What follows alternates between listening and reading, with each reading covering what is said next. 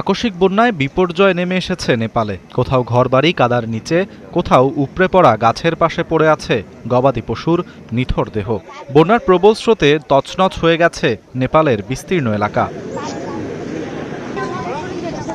প্রত্যক্ষদর্শীরা বলছেন, বন্যার পর পুরো এলাকা যেন ধূসর কাদার সাগরে পরিণত হয়েছে। পাহাড় থেকে নেমে আসা বিশাল পাথরের স্তূপে চূর্ণ বিচূর্ণ হয়ে গেছে বসত বাড়ি। বন্যার পানি হঠাৎ এসে যেন বোমার মতো বিস্ফোরিত হলো। দূর থেকে নদীটাকে ছোট মনে হচ্ছিল, কিন্তু হঠাৎ পানি বাড়তে শুরু করে পুরো এলাকা ভাসিয়ে নিয়ে যায়। বন্যার পানির সঙ্গে আসা কাদা ও ধ্বংসাবশেষ সরাতে উদ্ধারকর্মীরা ব্যবহার করছেন ভারী যন্ত্রপাতি। নেপালের দেবীঘাট গ্রামের এক বাসিন্দা বর্ণনা করেন গ্রামটির দুরবস্থার কথা। আটকে পড়াদের উদ্ধার করাই হয়ে দাঁড়িয়েছে কঠিন।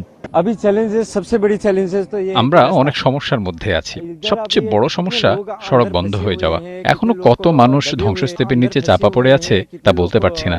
সেখানে পৌঁছানোর কোনো পথ নেই। বন্যার পানিতে মহাসড়ক ডুবে সড়ক যোগাযোগ বিচ্ছিন্ন হয়ে পড়েছে রাজধানীর সঙ্গে পার্শ্ববর্তী এলাকাগুলোর।